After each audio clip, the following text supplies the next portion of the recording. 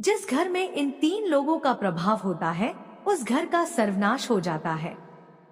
श्रोताओं, आप लोग शायद नहीं जानते होंगे कि किन लोगों के घर का विनाश जल्दी होता है, किन लोगों के घर में गरीबी जल्दी आ जाती है और किन लोगों के घर से माता लक्ष्मी रूठ कर चली जाती है।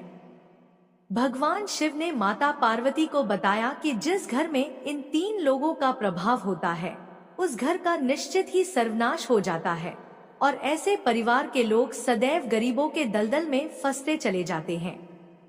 एक बार की बात है, भगवान भोले बाबा और माता पार्वती आकाश लोक में भ्रमण कर रहे थे। भगवान भोले बाबा ने कहा, हे देवी पार्वती, पृथ्वी लोक में जिस घर में इन तीन लोगों का प्रभाव होता है उस घर का सर्वनाश हो जाता है और उस घर में दरिद्रता आ जाती है। तभी माता पार्वती कहती हैं, हे स्वामी, आप बताइए कि वे कौन से तीन लोग हैं? हमारे हृदय में जानने की जिज्ञासा उत्पन्न हो रही है। तब भोलेनाथ कहते हैं, ठीक है देवी, हम आपको आज एक प्राचीन काल की कथा सुनाते हैं जिसे सुनने के बाद आपको पता चल जाएगा कि वे कौन से तीन लोग हैं जिनके प्रभाव से घर का सर्वनाश हो जाता है। नमस्कार श्रोताओं, आप सभी से निवेदन है कि इस कथा को और कहानी को सुनने से पहले अगर आप भगवान शिव के सच्चे भक्त हैं तो कृपया कमेंट बॉक्स में हर हर महादेव लिखकर वीडियो को लाइक करें, चैनल को सब्सक्राइब करें और बेल आइकन पर ऑल का चयन करें जिससे आप सभी को हमारा वीडियो सबसे पहले मिल सके और आप सभी प्राचीन कथाओं और कहानियों से जुड़े रहें। श्रोताओं, फिर भगवान भोले बाबा माता पार्वती को कथा सुनाते हुए कहते हैं, हे देवी पार्वती, प्राचीन काल की बात है, किसी नगर में एक व्यापारी रहता था। वह व्यापारी बड़ा ही धनवान व्यक्ति था। उसके घर में अन्नधन की कोई कमी नहीं थी। व्यापारी का एक बड़ा ही सुंदर पुत्र था और व्यापारी अपने पुत्र से बहुत प्रेम करता था। व्यापारी और उसकी पत्नी को विवाह के बहुत सालों बाद संतान की प्राप्ति हुई थी और वे दोनों अपनी संतान से बहुत अधिक प्रेम करते थे। व्यापारी हर कार्य अपने पुत्र से पूछकर ही करता था। व्यापारी का पुत्र अभी छोटा था, परंतु प्रेम में अंधे व्यापारी ने वह सब कुछ किया जो उसका पुत्र कहता था। अगर पुत्र कोई गलत कार्य करने के लिए भी कहता तो व्यापारी उसे भी कर देता था। व्यापारी यह नहीं देखता था कि उसका पुत्र अभी छोटा है और उसे इतने बड़े निर्णय लेने की समझ नहीं है, परंतु पुत्र प्रेम में वह अंधा व्यापारी और उसकी पत्नी अपने पुत्र की हर बात को सर आंखों पर रखते थे। व्यापारी का पुत्र जो भी मांगता व्यापारी उसे लाकर दे देता था। श्रोताओं, फिर आगे भगवान भोले बाबा कथा को सुनाते हुए कहते हैं, हे देवी, उस व्यापारी के घर के बाहर एक वृक्ष पर कई सालों से एक कबूतर रहता था। वह कबूतर उस व्यापारी के घर के बाहर कई सालों से रह रहा था और व्यापारी के घर को अच्छे से जानता था। व्यापारी भी उस कबूतर को जानता था और उसकी सेवा करता था, उसे दाना पानी खाने के लिए देता था। वह कबूतर यह देखकर बड़ा ही चिंतित रहता था कि व्यापारी अपने पुत्र की हर बात को मान लेता है और व्यापारी का पुत्र जिस भी चीज की जिद करता है व्यापारी उसे लाकर दे देता है। एक दिन कबूतर उसी पेड़ पर बैठकर यह सब देख रहा था। तभी वह व्यापारी से कहता है, हे व्यापारी, तुम्हें अपने पुत्र के प्रेम में इतना अंधा नहीं होना चाहिए। तुम्हारी यह गलती तुम्हें आगे जाकर बहुत भारी पड़ेगी।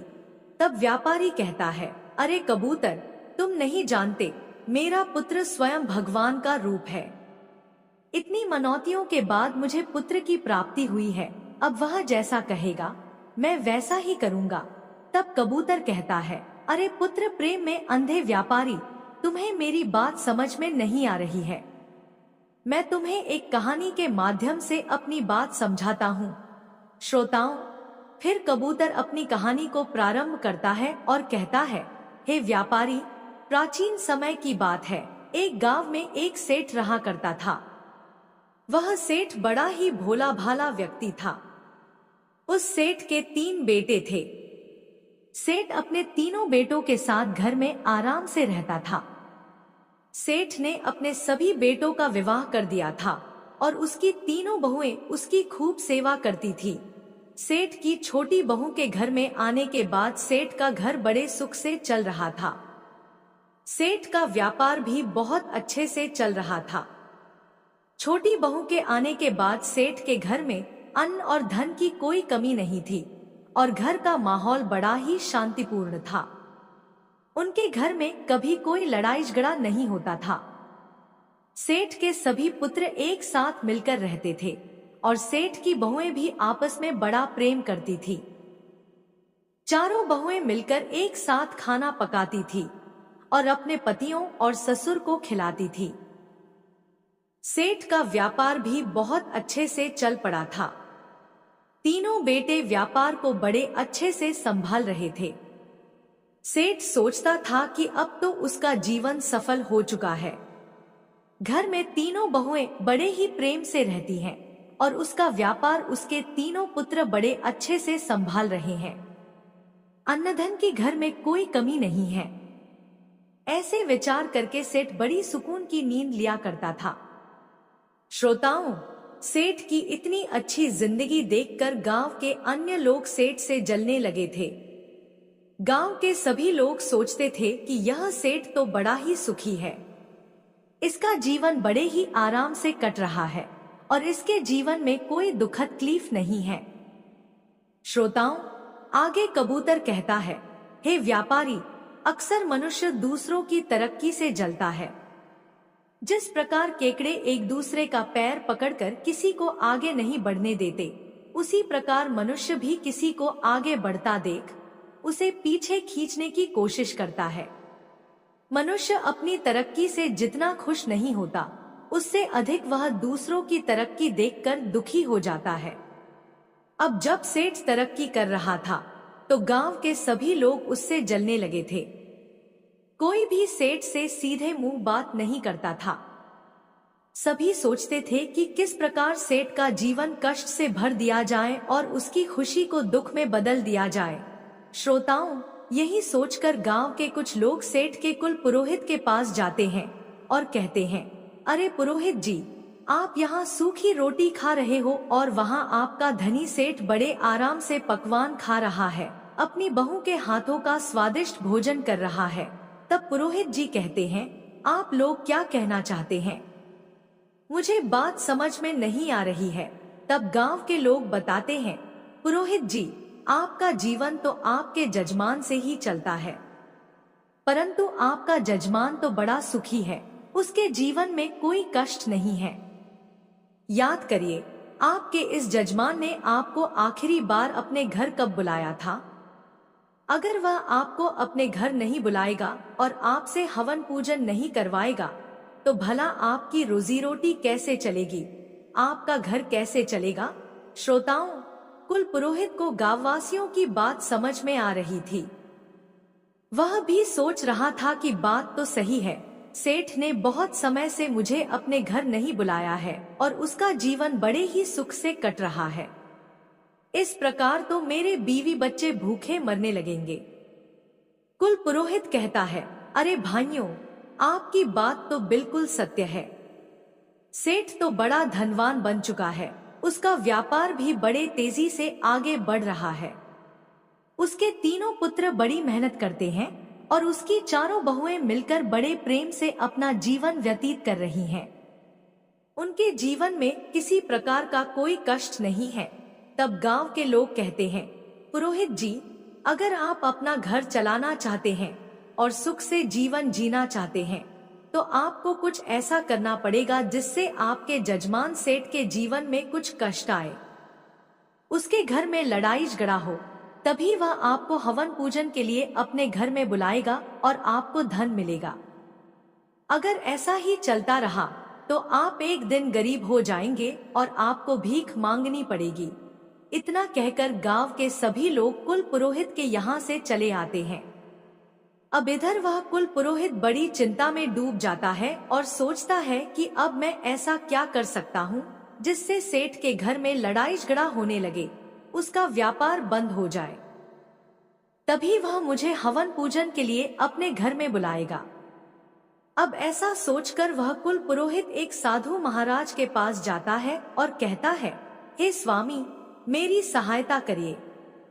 मेरे गांव में मेरा जजमान है जो एक सेठ है। सेठ बड़ा ही सुखी जीवन जी रहा है। उसके जीवन में किसी प्रकार का कोई कष्ट नहीं है, परंतु जिस प्रकार चोरों का जीवन लापरवाह लोगों से चलता है, जिस प्रकार राजा का जीवन झगड़ा करने वालों से चलता है, उसी प्रकार पुरोहित और पंडितों का जीवन अपने जजमान से चलता है। अगर जजमान के घर में कोई दुख तकलीफ नहीं होगी और वह हमें नहीं बुलाएंगे तो हमारा जीवन कैसे चलेगा? हम धन कैसे अर्जित करेंगे? हम तो भूखे मर जाएंगे। तब साधु महाराज कहते हैं, अरे पुरोहित जी, आप चिंता मत करिए, आप बताइए कि क्या तकलीफ है। तब पुरोहित कहता है, हे महाराज, मैं चाहता हूँ कि सेठ के जीवन में कुछ कष्ट आने लगे, उसके घर में लड़ाई झगड़ा होने लगे, उसके व्यापार में कुछ कमी आ जाए, तभी वह मुझे हवन पूजन के लिए अपने घर में निमंत्रण देगा। पुरोहित की बातें सुनने के बाद साधु महाराज कहते हैं, हे पुरोहित जी, आपका काम तो बड़ा ही छोटा सा है। मैं आपको अभी बताता हूँ कि सेठ के जीवन में इतनी सुख और समृद्धि का कारण क्या है। अब साधु महाराज अपनी दिव्य दृष्टि से आंखें बंद करके देखते हैं। कुछ देर बाद साधु महाराज आंखें खोलकर कहते हैं, पुरोहित जी, सेठ के आगे बढ़ने का कारण उसके घर में आई छोटी बहू है। सेठ की छोटी बहू साक्षात माता लक्ष्मी का रूप है। वह बड़ी ही संस्कारी और बुद्धिमान स्त्री है। जब से वह सेठ के घर आई है, तभी से सेठ के घर में सब कुछ अच्छा हो रहा है और उसका जीवन सुख से कट रहा है। ऐसी स्त्री जिस भी घर में रहती है, वह घर खूब फलता फूलता है। तब पुरोहित कहता है, हे स्वामी जी, अगर ऐसा है तो इसका कोई रास्ता होगा जिससे सेठ के घर में लड़ाई झगड़ा होने लगे और उसका व्यापार ठंडा पड़ जाए। तब साधु महाराज कहते हैं, हे पुत्र, तुम चिंता मत करो, तुम्हें बस एक काम करना है। तुम सेठ के घर जाओ और उससे कहना कि सेठ जी, मुझे आपके खेत से एक हरा बांस दे दीजिए और फिर तुम वह हरा बांस लेकर अपने घर लाकर रख लेना। जब तुम ऐसा करोगे तो कुछ दिनों में ही सेठ निर्धन हो जाएगा। उसके घर में लड़ाई झगड़े होने लगेंगे, उसकी बहुएं आपस में झगड़ने लगेंगी और उसका जीवन कष्टों से भर जाएगा। तब वह तुम्हें हवन पूजन के लिए अवश्य बुलाएगा। श्रोताओं, साधु महाराज की बातें सुनने के बाद कुल पुरोहित साधु महाराज को धन्यवाद कहकर अपने घर चला जाता है। वह सोचता है कि अगले ही दिन मैं सेठ के घर जाऊंगा और उसके खेत से एक हरा बांस मांग लूंगा। जब अगला दिन आता है तो सुबह जल्दी उठकर कुल पुरोहित सेठ के घर पहुंच जाता है। सेठ के घर पहुंचने पर पुरोहित आवाज लगाता है। अंदर सेठ आराम कर रहा था। सेठ बाहर आकर देखता है तो वह अपने कुल पुरोहित का बहुत स्वागत करता है। सेठ पुरोहित का बहुत आदर सत्कार करता है और उसे अंदर बैठा लेता है। सेठ कहता है, बताइए पुरोहित जी, आज इतने दिनों बाद आपका हमारे घर कैसे आना हुआ? तब कुल पुरोहित कहता है, सेठ जी, मैं बस यहाँ से गुजर रहा था तो सोचा आपसे मिलते चलूं। अब पुरोहित अपनी मीठी मीठी बातों से सेठ को फंसा लेता है और कुछ देर बाद कहता है, हे सेठ जी, मुझे आपके खेत में से एक हरा बांस चाहिए, क्या आप मुझे दे सकते हैं? तब सेठ जी कहते हैं, अवश्य पुरोहित जी, आपने इतनी छोटी सी चीज मांगी है, हम अभी आपको लाकर देते हैं। सेठ जी अपने खेत में जाते हैं और एक बांस का टुकड़ा तोड़कर लेकर आते हैं। तभी सेठ जी की छोटी बहू अपने ससुर को आता हुआ देख भागी भागी आती है और कहती है, पिताजी, आप यह बांस का टुकड़ा क्यों लेकर आए हैं? तब सेठ बताता है, बेटी, पुरोहित जी हमारे घर आए हैं और वह चाहते हैं कि हम उन्हें अपने खेत में से एक हरा बांस का टुकड़ा लाकर दें, इसलिए उन्हें देने के लिए हम यह टुकड़ा लेकर आए हैं। तब वह छोटी बहू कहती है, पिताजी, आप यह बांस का टुकड़ा पुरोहित जी को अवश्य दे दीजिएगा। परंतु इससे पहले कुछ देर के लिए यह बांस का टुकड़ा मुझे दे दीजिए, मैं इसे थोड़ी देर में लाकर आपको दे दूंगी। फिर वह सेठ जी अपनी छोटी बहू को वह बांस देकर चला जाता है। इधर वह सेठ की छोटी बहू बांस में से कुछ हरे पत्ते तोड़कर अपनी घर में बंधी हुई काली गाय को खिला देती है और इसके बाद वह बांस ले जाकर अपने पिता को दे देती है। अब सेठ हरा बांस पुरोहित को दे देता है और कहता है, लीजिए पुरोहित जी, आपने हरा बांस मांगा था और यह रहा बांस, इसे आप ले जाइए। तब वह पुरोहित बड़ा ही खुश हो जाता है और सोचता है कि अब तो सेठ के घर की खुशियां मैंने ले ली हैं। पुरोहित अपने घर लौट जाता है और बांस का टुकड़ा रखकर सोचता है कि कुछ दिनों में सेठ मुझे याद करेगा, क्योंकि उसके घर में लड़ाई झगड़ा और गृह कलह होगा। तब मैं हवन पूजन करके अच्छे पैसे मांग लूंगा।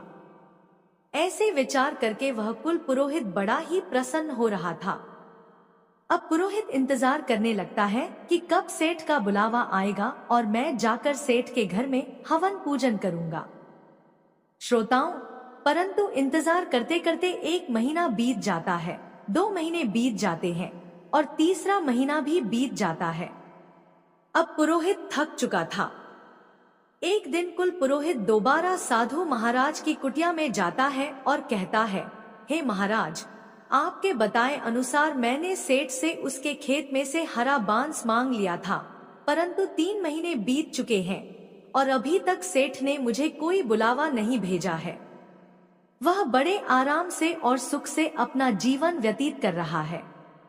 उसके घर में किसी प्रकार की कोई दुखद तकलीफ नहीं है। तब साधु महाराज आंखें बंद करके अपनी दिव्य दृष्टि से देखते हैं और कहते हैं, अरे पुरोहित जी, मैंने आपको बताया था कि सेठ की छोटी बहू बड़ी ही चालाक और बुद्धिमान है।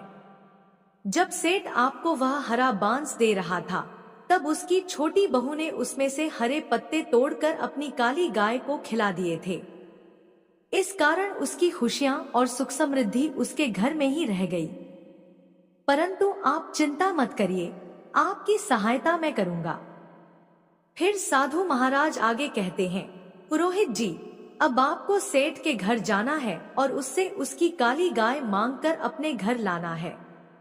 जैसे ही आप उसकी काली गाय को अपने घर लाकर रखेंगे, कुछ दिनों में सेठ के घर में दुखद तकलीफ आना शुरू हो जाएगी और तब सेठ आपको निमंत्रण अवश्य भेजेगा।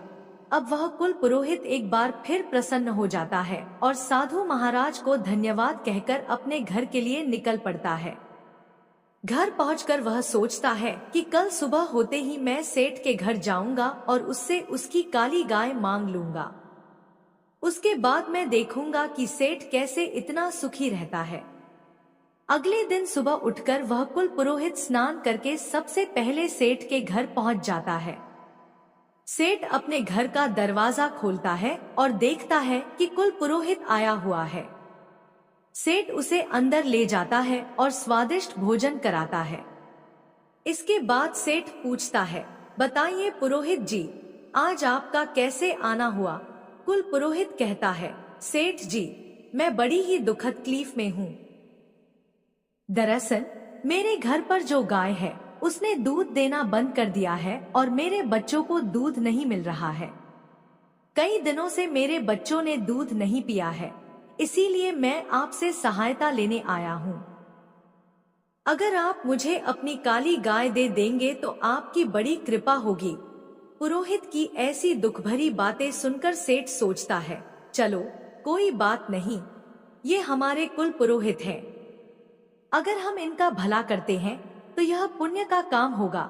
ऐसा सोचकर सेठ कहता है, पुरोहित जी, आप चिंता न करें, हम आपको अपनी काली गाय दे देंगे। इतना कहकर सेठ गाय को लेने के लिए अपने घर के आंगन में जाता है और गाय को लेकर पुरोहित को देने के लिए चल देता है।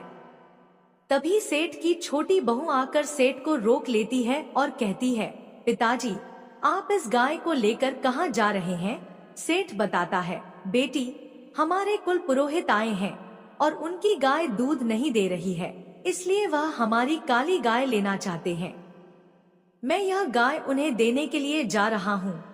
तब सेठ की छोटी बहू कहती है, पिताजी, आप कुछ देर ठहरें, मैं अभी आती हूँ। फिर वह अंदर जाती है और एक सफेद रंग की चादर लेकर आती है। वह उस चादर से काली गाय के आंसू पोंछती है और चादर को अंदर रख देती है।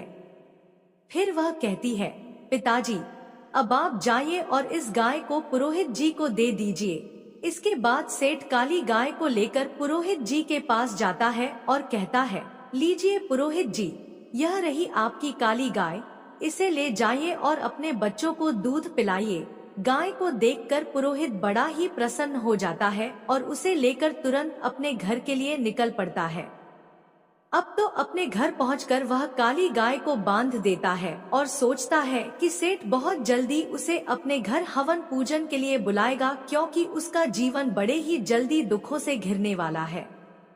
अब वह कुल पुरोहित सेठ के बुलावे का इंतजार करने लगता है और इंतजार करते करते एक बार फिर उसे 3 महीने बीत जाते हैं। 3 महीने गुजर जाने के बाद कुल पुरोहित एक बार फिर साधु महाराज की कुटिया में पहुंच जाता है और कहता है कि साधु महाराज, इस बार फिर मैं आपके कहे अनुसार सेठ के यहाँ से काली गाय लेकर आया हूँ, परंतु उसके बावजूद सेठ ने मुझे अपने घर हवन पूजन के लिए नहीं बुलाया।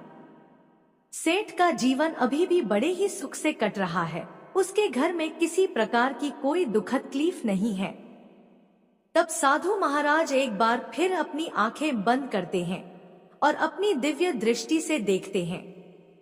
साधु महाराज कहते हैं, हे पुरोहित जी, उस सेठ की छोटी वाली बहू बहुत ही चालाक है। हमने जितना सोचा था वह उससे भी ज्यादा चालाक है। वह सारी विद्या जानती है।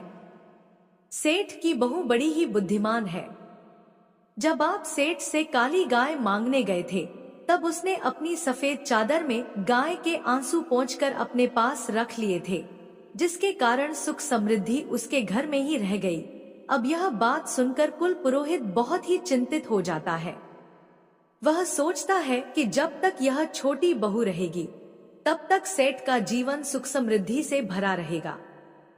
पुरोहित कहता है, हे साधु महाराज, अब मुझे क्या करना चाहिए? तब साधु महाराज कहते हैं, पुरोहित, अब आप सेठ के घर जाइए और सेठ से किसी तरीके से वह सफेद चादर मांगकर अपने घर लाकर रख लीजिए। अगर आपने ऐसा कर लिया तो निश्चित ही सेठ का जीवन बदल जाएगा और उसके घर में लड़ाई झगड़ा और गृह क्लेश होने लगेंगे। फिर साधु महाराज को धन्यवाद कहकर वह कुल पुरोहित अपने घर के लिए निकल जाता है। घर पर जाकर वह कुल पुरोहित निर्णय करता है कि कल सुबह होते ही वह एक बार फिर सेठ के घर जाएगा और जाकर किसी तरीके से सफेद चादर मांग कर लेकर आएगा। अगला दिन बीतते ही वह पुरोहित सुबह उठते ही बड़ा प्रसन्न हो जाता है और सोचता है कि आज तो सेठ से उसकी सफेद चादर मांगकर उसका जीवन दुखों से भर दूंगा। अब कुल पुरोहित सेठ के घर जाता है और जाकर सेठ से कहता है, सेठ जी, मेरी पत्नी हर दिन मंदिर में कीर्तन और भजन करने के लिए जाती है, परंतु मंदिर में बैठने के लिए उसके पास कोई अच्छी चादर नहीं है। वह नीचे फर्श पर बैठती है और उसे ऐसा करते हुए देख मुझे अच्छा नहीं लगता। अगर आपको कोई तकलीफ न हो तो क्या आप मुझे एक अच्छी सफेद चादर दे सकते हैं, ताकि मेरी पत्नी चादर बिछाकर मंदिर में बैठ सके। कुल पुरोहित की ऐसी बातें सुनकर सेठ कहता है, अरे पुरोहित जी, आप चिंता न करें, हमारे घर में एक बहुत ही अच्छी सफेद चादर रखी है। रुकिए, हम अभी अपनी बहू से कहकर आपको दे देते हैं। अब सेठ जी अपनी छोटी बहू को बुलाते हैं और कहते हैं, बहू, हमारे घर में जो सफेद चादर है वह लाकर पुरोहित जी को दे दो। अपने पिताजी की बातें सुनकर वह छोटी बहू अंदर जाती है और वही सफेद चादर निकालती है जिससे उसने गाय के आंसू पोंछे थे। वह उस चादर को निकालकर उसका एक धागा तोड़कर अपने मुंह में भर लेती है और उसे खा लेती है। चादर का धागा खाने के बाद वह छोटी बहू चादर लाकर पुरोहित जी को दे देती है। छोटी बहू से चादर लेकर पुरोहित जी मुस्कुराते हुए अपने घर के लिए निकल पड़ते हैं और घर पर जाकर वह सोचते हैं, अब तो सेठ मुझे बहुत जल्दी याद करेगा। अब सेठ की राह देखते देखते वह कुल पुरोहित कई महीनों तक इंतजार करता रहता है। धीरे धीरे 1 महीना बीत जाता है, उसके बाद दूसरा महीना भी निकल जाता है और तीसरा महीना भी निकल जाता है। अब इंतजार करते करते पुरोहित थक जाता है और एक बार फिर साधु महाराज के पास जाता है। साधु महाराज कहते हैं, आओ पुरोहित जी, बताओ कैसे हो। तब पुरोहित कहता है, अरे साधु महाराज, आपने मुझे जो करने को कहा मैंने सब कुछ किया, परंतु वह सेठ अभी भी अपना जीवन बड़े आराम से जी रहा है। उसके जीवन में कोई दुखद तकलीफ नहीं है, उसके पास धन की कोई कमी नहीं है। साधु महाराज एक बार फिर अपनी आंखें बंद करके अपनी दिव्य दृष्टि से देखते हैं और पुरोहित को बताते हैं, पुरोहित जी, अब हमें लगता है कि वह छोटी बहू जब तक उसके घर में रहेगी तब तक हम आप उसका कुछ नहीं बिगाड़ सकते। आपको सफेद चादर देने से पहले उसकी बहू ने उसमें से एक धागा निकाल कर खा लिया था, जिसके कारण सुख, समृद्धि और धन का सुख उसके पास ही रह गया। अब आपको कुछ भी करके सेठ जी की छोटी बहू को उसके घर से निकालना पड़ेगा। अगर आपने एक बार छोटी बहू को घर से निकाल दिया तो फिर सेठ के जीवन में कष्ट ही कष्ट आ जाएंगे और उसका जीवन दुखों से घिर जाएगा। श्रोताओं, फिर उस पुरोहित को भी समझ में आ गया कि छोटी बहू के रहते वह कुछ नहीं कर सकता, इसलिए वह अपने घर जाता है और सेठ के घर से उसकी छोटी बहू को निकालने का उपाय ढूंढने लगता है। अगली सुबह कुल पुरोहित सेठ के घर जाता है और बड़ी ही चिंतित अवस्था में जाकर कहता है, सेठ जी, आपकी सुरक्षा मेरी जिम्मेदारी है और मुझे आपकी सुरक्षा खतरे में दिख रही है। आप पर बहुत बड़ा संकट आने वाला है, आपका जीवन दुखों से घिरने वाला है, आपके व्यापार में आपको बहुत बड़ा नुकसान होने वाला है और आपके घर में बहुत बड़ी विपत्ति आने वाली है। कुल पुरोहित की ऐसी बातें सुनकर वह सेठ घबरा जाता है और बहुत चिंतित हो जाता है। सेठ कहता है, पुरोहित जी, यह आप क्या कह रहे हैं? आप हमें बताइए, क्या इस विपत्ति से बचने का कोई उपाय है? आप जो भी कहेंगे हम अवश्य करेंगे। फिर पुरोहित समझ जाता है कि यह सेठ उसके जाल में फंस चुका है। पुरोहित आगे कहता है, सेठ जी, आपकी छोटी बहू आपके ऊपर बहुत बड़ा खतरा है। जब तक वह इस घर में रहेगी आप पर संकट बना रहेगा। इसलिए मैं तो कहता हूँ कि आप अपनी छोटी बहू को अपने घर से निकाल दीजिए, क्योंकि उसी के कारण आप पर इतना बड़ा खतरा मंडरा रहा है और आपका जीवन संकट में है। पुरोहित की ऐसी बातें सुनकर वह सेठ जी उस पर विश्वास कर लेते हैं।